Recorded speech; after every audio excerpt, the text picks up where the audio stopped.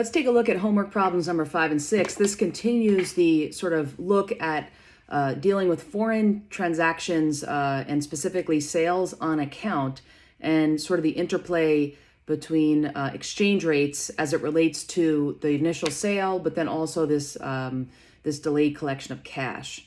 I've got up on the screen here for right now sort of a visual of the problem that we're looking at. You're gonna have something similar on your end, but with different numbers. And let's just first take a look at kind of what's being asked of us. And with all of this, just remember you have to have a critical, active reading sort of mindset here, okay? I want you to be actively kind of wearing your accountant, your management hat as we read through this. So we have Vaultec Corporation, which is a US-based company, okay? That means US dollar. We need to be able to kind of interpret some of this as we go along. Has the following import-export transaction, meaning cross-border transaction, okay? We're going across borders from one currency to another. And we're told denominated in Mexican pesos. So that's the foreign currency unit that we're going to be looking at in this particular problem. And then we're given a set of dates, and we'll get back to the actual transactions in a moment. And we're also given dates down here. These dates relate to each other, okay? We're given information, 2 sets of information. Each has dates, and we can see March 1st, May 1st, August 1st, September 1st. So you want to be just understanding right off the bat that these dates are very important, and we need to be thinking in a very detailed way about what's happening on each date and the data that we use pertaining to each date.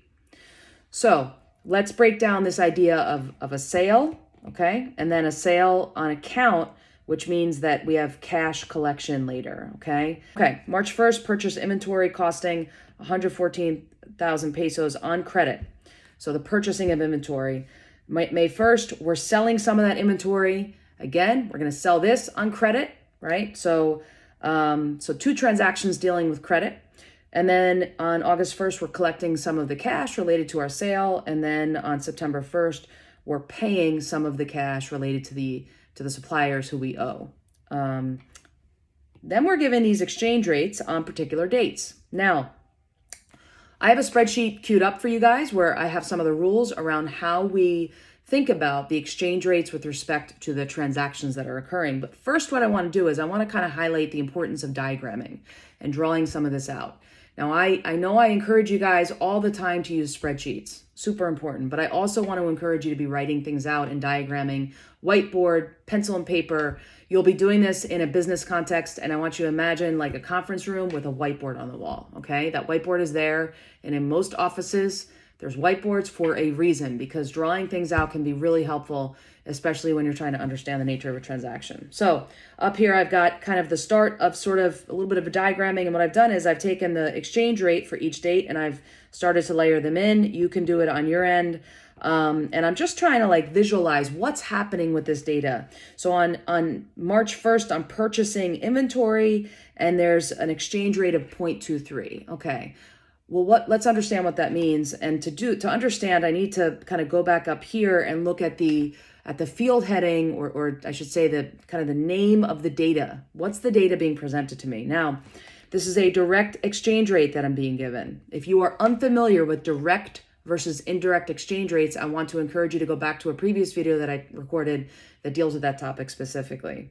I need 23 cents on March 1st to access 1 peso, okay?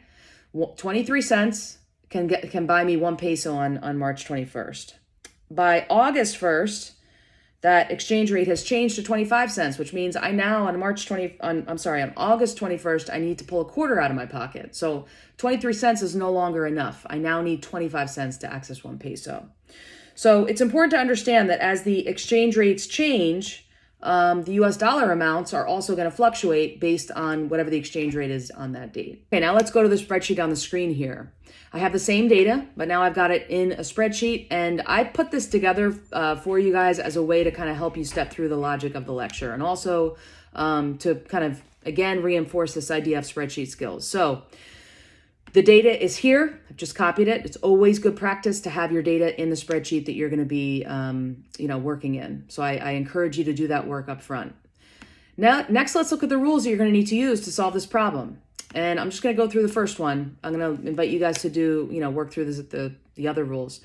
Inventory and cost of goods sold are reported at the spot rate at the date the inventory was purchased. Okay.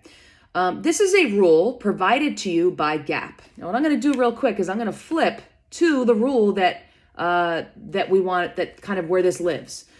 GAAP is codified by FASB in what's called the Accounting Standards Codification. Okay, so think of this almost like the dictionary or the encyclopedia of GAAP. And this view, and I have this link in your Blackboard shell.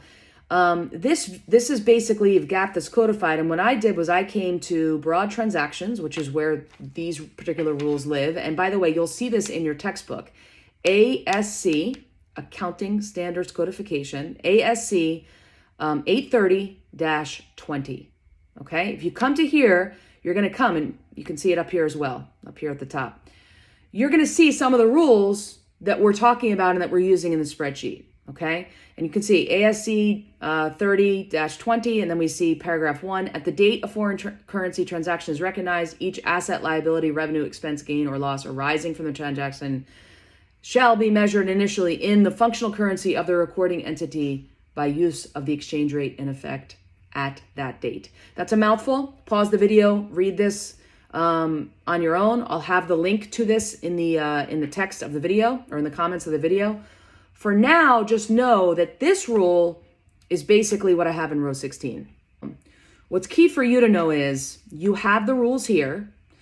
I would not expect you to go to GAAP and kind of source those rules on your own. I'm providing them to you. But what I do want you to know is where these rules come from. Just have some context.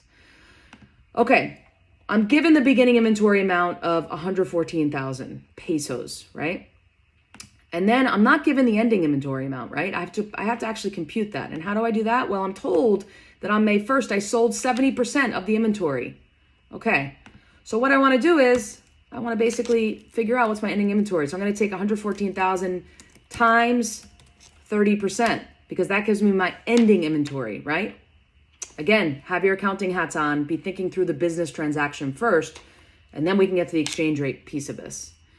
Now, the rule here is I need to use the inventory. I translate to USD, but I have to use the spot rate based on the rate on the date that the inventory was purchased. Well, the inventory was purchased on March 1st, so I'm going to pull in the March 1st exchange rate. And now I need to know, do I multiply or do I divide here? I've got, again, another video that kind of goes into this logic. I'm going to multiply because I know to do this because I have direct exchange rate, and I know that with the direct exchange rate, I want to multiply. So I'm going to say 34,200 pesos times an exchange rate of 23 cents, and I get $7,866. And this is what you would actually plug into your homework software. So there's a lot of work you have to do up front simply to get to the number that you're going to plug into your software. Again, the spreadsheet is here to help you step through the logic. Another way, by the way, to think about your right, is it a right answer or a wrong answer? Did I multiply or divide correctly? Is this. If I had done a division here instead of multiplication, you would have come up with the 34,200 value of pesos, value of inventory in pesos, costing $148,000. You need to take a step back and ask yourself, does that make sense given this 23-cent exchange rate? And given the fact that 23 cents will give me access to 1 peso. Take a step back, just kind of think through the transaction, and does it make sense?